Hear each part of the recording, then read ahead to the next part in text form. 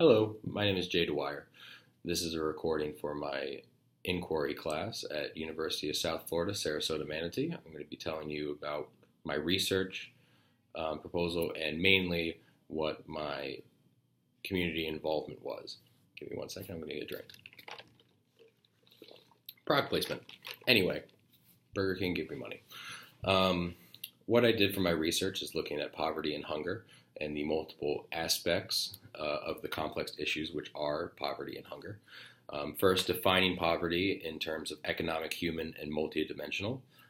Economic poverty talks about, one of the things it talks about is absolute and relative poverty and that relation to the poverty line. Allow me to mute my phone real quick. Human poverty, which looks at the aspects of the lives that people can actually lead and the freedoms they have opposed to just number calculations. That is measured by the Human Poverty Index and also looking at things like capability deprivation. Multidimensional poverty looks at assets and social exclusion. Assets are resources the poor can use to manage or reduce their risk of vulnerability to external shocks, both tangible and intangible. And social exclusion talks about the process of marginalization and how there are societal and institutional processes that exclude certain groups from full participation in social, economic, cultural, or political life in societies. Another aspect that I'm looking at is after defining poverty is one relation of poverty and hunger. I did this by looking at a report about a history of India and the calculations of poverty and how there are different aspects to calculating poverty. And there are some issues that are presented with calculating poverty rates, which can lead to misinformation. Some of the things that this article looks at are consumption distribution, poverty trends, poverty per capita consumption, poverty and possible solutions for poverty, and hunger based on the redistribution of wealth. They suggest taking a certain percentage of income and submitting and redirecting it to the poor.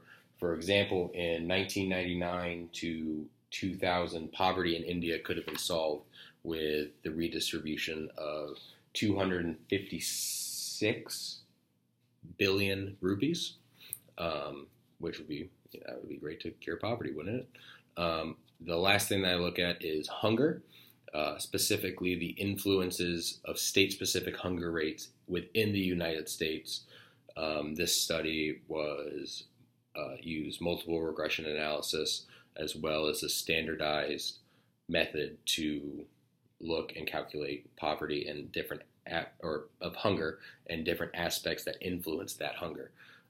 For example, look at the patterns. There's an examination of how vulnerable certain people are, family and household structures, poverty rates, local economies, population demographics, and other such things. It was found at the end of the study that hunger could most effectively be addressed and possibly not reduced or eliminated at a state level due to the variations of local state economy as opposed to the national economy. This results in the state level being more effective. For my project, what I did is I went to Christian Beneva Church and volunteered at their food pantry. Their food pantry is operates every Friday of the week except for Good Friday and other days where the church will need it all day because it is a volunteer base that just rents the church, so they don't own the church. Excuse me. The purpose of it is to feed a bunch of different families in the Sarasota DeSoto area. How it works is they get around 2,000 to 3,000 pounds of food per week.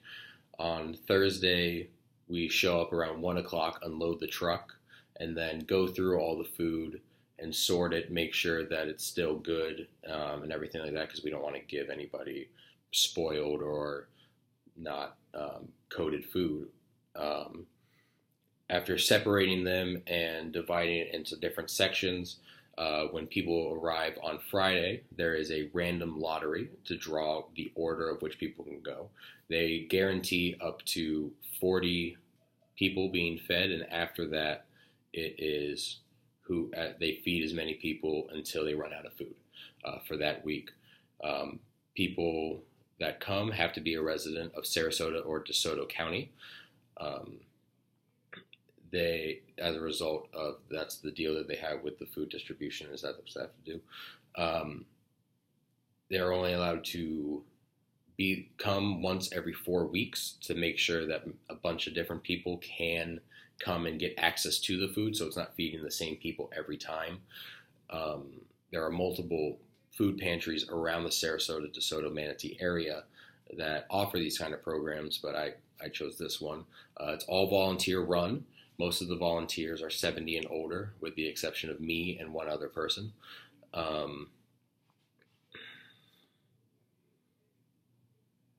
it's volunteer run. It's a really efficient program. It feeds a lot of families.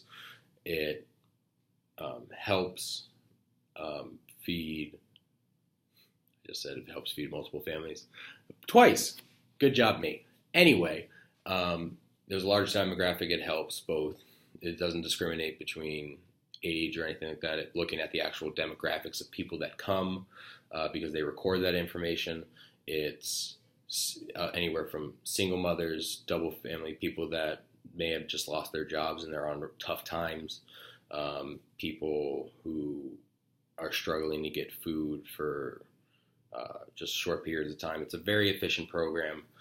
Even though I finished my 12 hours there, I'm still planning on continuing doing it weekly because I very much enjoy it. I would strongly suggest that it would be a great place if anybody feels like helping hand out food and gets a little like getting involved with other people. How it's actually run is once people show up on Friday, they are given a box and a bag. They first choose a certain amount of bread, and then they can come in and pick different amounts, one of each, pretty much from different canned food varieties. So you have proteins, soups, veggies. I think sometimes there's canned fruit, pastas. After that, there's coffee, fresh vegetables. We have a pantry, and then they also get refrigerated goods along with dairy products. And after that, we help take it to their car and continue serving the next people. I hope this is informative, and thank you for watching this, and have a good day.